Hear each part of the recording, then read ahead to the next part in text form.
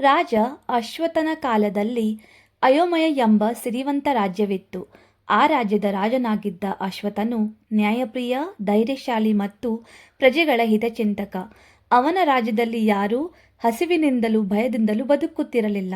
ಒಂದು ದಿನ ರಾಜ್ಯದ ಗಡಿಭಾಗದಲ್ಲಿ ವನ್ಯಪ್ರಾಣಿಗಳು ಗ್ರಾಮಗಳನ್ನು ಹಾಳು ಮಾಡುತ್ತಿದ್ದವು. ಜನರು ಬೆಚ್ಚಿಬಿದ್ದು ರಾಜನ ಬಳಿಗೆ ದೂರು ನುಡಿದರು. ರಾಜ ಅಶ್ವತ್ಥನು ತಕ್ಷಣ ತನ್ನ ಸಭೆಯನ್ನು ಕರೆದನು. ಮಂತ್ರಿಗಳು, ಸೇನಾಧಿಕಾರಿಗಳು ಎಲ್ಲರೂ ಪರಿಹಾರ ಸೂಚಿಸಿದರು. ಆದರೆ ರಾಜನು ಯುದ್ಧಕ್ಕೆ ಒಡದೆ ಕಾರಣ ಹುಡುಕುವ ನಿರ್ಧಾರ ಕೈಗೊಂಡನು. ರಾಜನು ಸ್ವತಃ ಅರಣ್ಯಕ್ಕೆ ತೆರಳಿ ಪ್ರಾಣಿಗಳ ಚಲನವಲನ ಗಮನಿಸಿದನು. ಅಲ್ಲಿ ದುಂಡು ಮಳೆಯಿಂದ ಅರಣ್ಯದ ನೀರಾವರಿ ಹಾಳಾಗಿ ಪ್ರಾಣಿಗಳು ಆಹಾರಕ್ಕಾಗಿ ಗ್ರಾಮಗಳಿಗೆ ಬರುತ್ತಿರುವುದು ಅವನಿಗೆ ತಿಳಿದು ಬಂತು. ರಾಜನು ತಕ್ಷಣ ಅರಣ್ಯದಲ್ಲಿ ಹೊಸ ನೀರಾವರಿ ಕೊಳಗಳನ್ನು ನಿರ್ಮಿಸುವಂತೆ ಆದೇಶ ಕೊಟ್ಟನು.